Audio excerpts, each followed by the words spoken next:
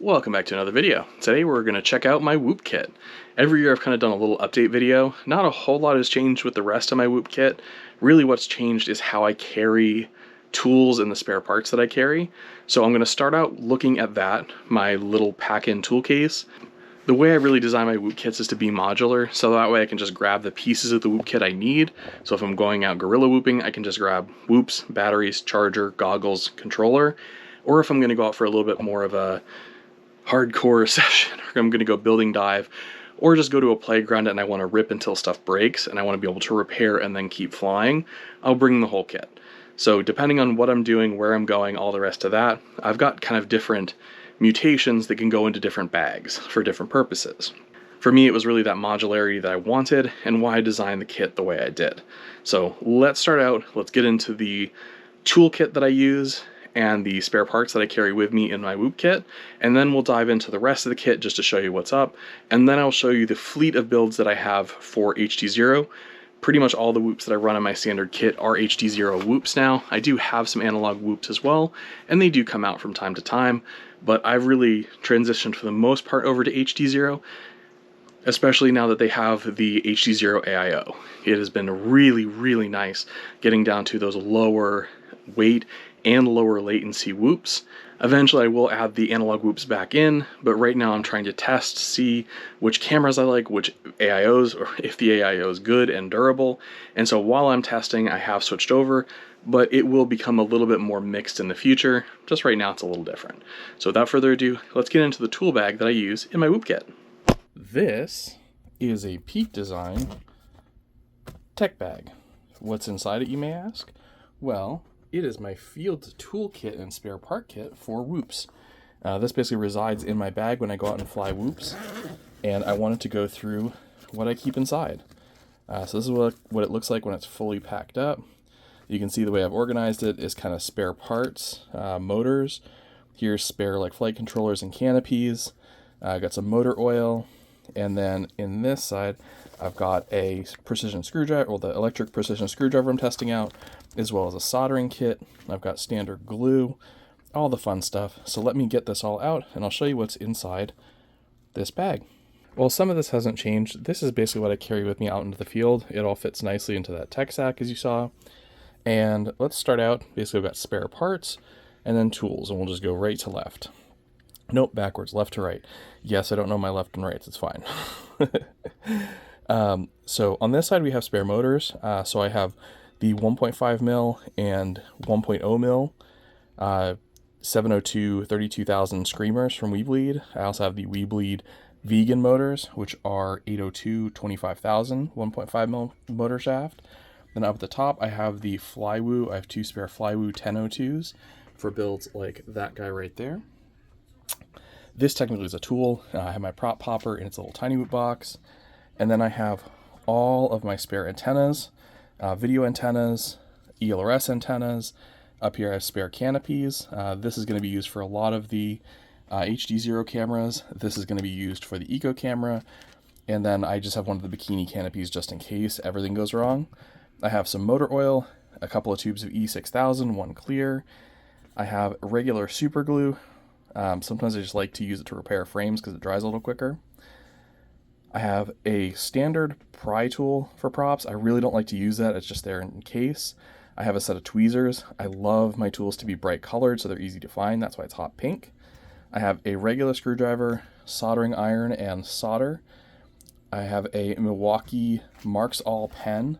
It's super handy to have that. And over here I have an extra MIPI cable and then an HDZero VTX cable. I also have the programming cable for HDZero, because usually if I'm out with the whoops, I've got HDZero, so I have that with me. And then last of all, I have my analog module, a microphone just in case I need to get clean audio from the HDZero goggles. If I don't have a different recording mic option, I have two stubby antennas and then a long antenna and a patch antenna. These can all be used either with my HDZero setup or with the analog module. So just depending on what I need, I've got something pretty much for every situation. This all packs up nicely inside of this tech bag along with the electric screwdriver I mentioned last time. Now that we've talked about the tools that are in this bag, I want to show you the rest of my Whoop kit and give you kind of a quick update and show you what my modular Whoop kit is like. And the reason I say modular is because, say I'm going out gorilla whooping, I don't have to bring this whole kit. I can go down to a smaller bag, and I'll just bring, say, the goggles, my goggle battery, the charging setup, and then the appropriate batteries along with the remote, and then whatever whoops I want individually. So that way I can travel a little bit lighter and fit it in a little bit more discreet bag than if I'm going out for a more, I don't know, intense session where I think I might break some stuff and I want to be able to repair stuff in the field. Then I can add this. If I think I'm going to need extra batteries, I have this right here. So let's dive in and go through my entire whoop kit from tip to tail. Starting on this side, you've already seen the inside of it, but this is my toolkit. It's in a Peak design bag. I really like it. Next, we've got the HDZero goggles, the TrueRC antennas stubby on top with the Speedy Bee, I forget what they call it, Speedy Bee Beck, and the purple fat strap, purple camo. I like something that's bright so I can see it easily within my bag. And then we've got the Whoop Store 3 charger, which I think is essential. If you have whoops, get a Whoop Store 3. It is amazing. And then a USB-C cable and a power bank capable of power delivery. Super nice little compact charging setup. I can also use a 3 to 6S to actually power the charger. I just like the battery bank because it's a little easier to deal with. I also carry a spare SD card, always nice to have.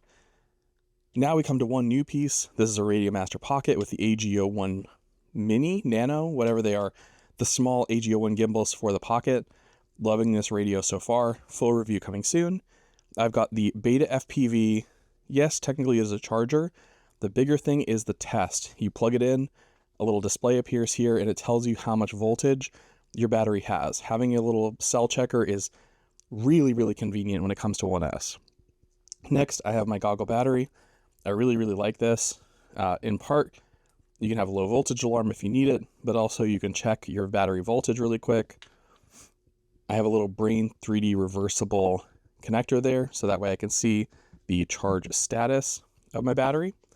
Next, I have my active batteries. These are batteries that I'm currently flying. Once one dies, I pull out one of the stores from my replacement batteries, and that way I'm ready to go.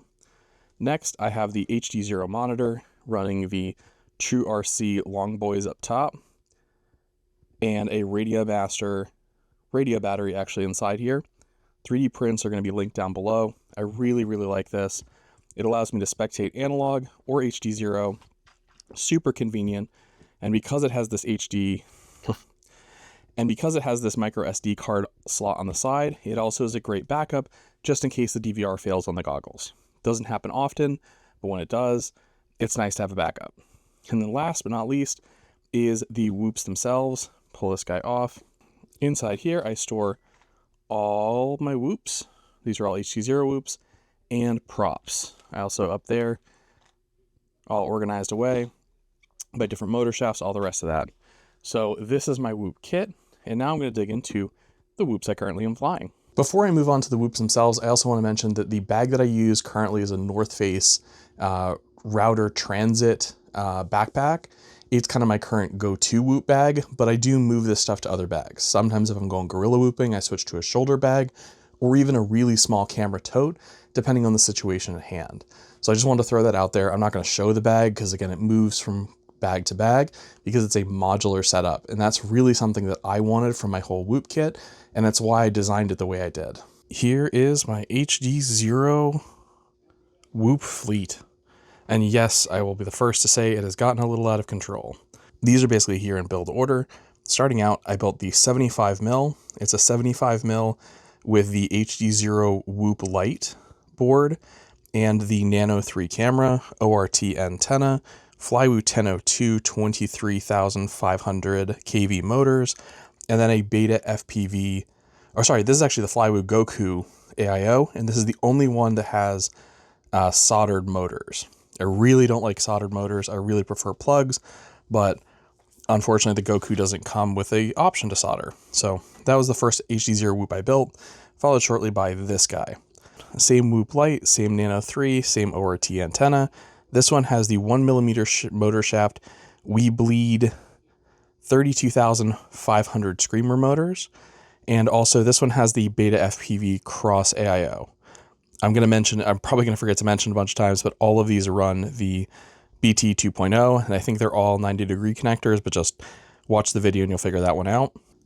As for the frame and canopy, this one runs the Goober canopy from Newbie Drone, and then the WeBleed crown frame. Next, we have my race rig. Basically, these two got built at the same time. They both use the Eco VTX. Starting with this guy, it's a Mob 6 canopy, Eco VTX, currently running the Eco camera. And then I have the underground WeBleed motors. They're 802 19,000 kV, running the Gemfan bi-blades. This one is spec'd, actually, and also purple LEDs all around. This one really is spec'd to be a spec racing rig. The only thing I'm not doing is running the motor limiter. Currently I have it unlimited because I'm not actually racing it right now. And this also has the BetaFPV Cross AIO. And I'm going to mention it now because I'm going to forget to later, but all of these run ELRS, and this is the only one that doesn't run the ORT antenna. It just runs the standard stick or dipole antenna that comes with the VTX. Next, we move to the 65mm. This is running the X12 from HappyModel. All the motors plug in. This is running the 1.5mm motor shaft, 702 32,000 WeBleed screamers. It is running the Lux camera off the Eco VTX and has the ORT antenna up top. And then it is in a light BetaFPV Meteor 65 frame. I do like it so far. It's a little bit less bendy than the crown frame, but overall it's been okay so far. Next, we move to this pair. These are the first AIO builds. For me, with the HDZero AIO, once again, running the WeBleed 702 32,000 kV 1.5mm motor shaft motors. Same Gemfan bi-blades as the quad sitting next to it. It's running the Lux camera off the HDZero HappyModel AIO. It's got an ORT antenna out back, and then it's got the Mob 7 Avatar HD camera canopy up top. It accommodates the camera really well, and I don't know if it's going to be easy to see or seeable at all, but inside there, I run a 3D print. Let's see if I can get you can kind of see it there. I run this little collar that has traditional motor screw attachment points, so that way I can run the Lux camera in a traditional canopy, because I really like these more traditional canopies instead of that bikini canopy, because they're far more durable. I really prefer a traditional canopy over the bikini canopies because it protects the VTX better, gives you 4 mounting points on the frame to add extra strength, and I really think it's just a better design. And then I have the Cockroach V3 frame on. This is far stiffer than the other two frame options on my 65mm, and I do like it for freestyle. Durability, I don't know yet. I really don't like the battery placement, but hey, you can't win every battle. Next is the 75mm AIO build. So HDZero HappyModel AIO, Lux camera, same camera mount, same canopy as the 65mm. It just runs the Modular V4 frame. This runs the HappyModel Modular V4 frame with the Flywoo 1002 23,500 kV motors and Gemfan quad blade props. This one gives a ton of thrust. It's super fast, and it is a little floaty, but overall I do like it. And then again, ORT antenna. As I forgot to mention, this also runs the same HappyModel frame. This runs the Meteor 75 frame per the requirements for underground WeBleed. And last but not least, we have the vegan build. So Mobula 7 Avatar camera up top, Mobula V4 frame, ORT antenna, and then Lux camera on an AIO. What makes this one unique is it runs 802 motors on the 75mm with the Gemfan bi-blades. These motors are the vegan special edition, so 802 25,000 kV skyscrapers, and this one flies really good. It's super light. It's significantly lighter than all of the other 75mm builds, and it flies fantastic. The only thing I don't like as much is the battery tray is a little bit fragile. I've had the same issue here. The battery tray on this guy has been super durable. That pretty much covers all the builds. I'm going to run through and weigh them all really quickly just so you can see how much they weigh, and then we'll wrap up this video. So we're going to start with the heaviest quad and make our way down, starting with this guy right here. And we've got 33.23 grams, which is kind of a chonker for a 75. This is going to be a chonk for a 65, sitting at 25 grams 0.31. Definitely on the heavy side. Next, we're going to go to the race rig. She comes in at 29.66 grams. For underground whoop league, the total weight of the quad has to be between 40 and 42 grams, all up with the battery. So there you go, right in its weight class. I'm not going to weigh the rest of them with their batteries. Next, we got the 65 with the Eco VTX, 2430, little lighter than the one with the whooplite and Nano. Next, we have the 75mm AIO with the 1002s, 28 grams, 0.83, so a pretty hefty weight savings over that guy. Next, we have the 65mm AIO, 23.44 grams, definitely closer to the right weight as far as quads go. And then last but not least, the vegan build, coming in at 26 grams, 0.20, which is kind of nuts considering the original HDZero Whoop is almost, I'm going to say almost 10 grams heavier, but really what it is 7 grams heavier. So an additional 7 grams between the whooplite original HDZero Whoop VTX and the current iteration. Yeah, for a 75mm, this is pretty much spot on, and it flies so very good.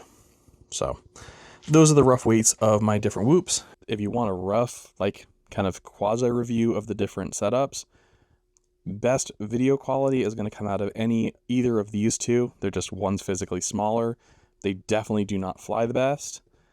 The underground whoop league build is actually surprisingly good for a beginner racer because it's a little too slow for its own good, which makes it actually a pretty good flyer.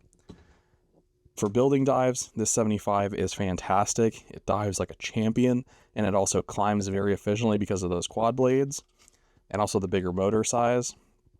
And then for general freestyle, I'm probably a little torn between these two.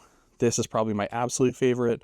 For indoors, though, this one's a little bit more manageable. But all in all, I do love all of the whoops, and I think that's all I'm going to build for now, but who knows? Ask me that in a month, and maybe this number will have doubled. And there we go. So that's what I use in my whoop kit. From my tools to my whoops themselves to everything in between. That's what I'll be using in 2025. And as I said before, everything is modular, so the bag that I use is really not that important.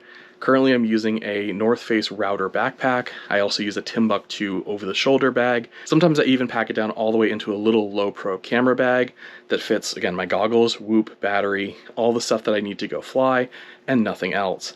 So that way, if I need to be super discreet or I say I want to sneak into Home Depot and fly, that's going to be my kit that I bring. So with that said, down below I do have links to all the stuff that I've used and shown in this, all the stuff that I would recommend. I really never want to recommend somebody go buy something that I haven't truly tested, because I don't want to put my personal name behind something that I don't believe in or haven't used and don't use consistently. If I stop using something, generally I tell you, or you'll see it in an update video where it's been removed from my kit. And as always, please subscribe to the channel. You'll be let know when new videos drop. If you like the video, please leave a like, and also leave me a comment down below. Is there anything you feel I'm missing inside my whoop kit? Is there anything that you've never seen before in a whoop kit? Something like that. I just love to know what people use, because again, I like to try new stuff and I like to test new stuff. It's kind of the thing I like a lot in FPV. As always, thank you for joining me in this video. I'll catch you in the next one. Bye.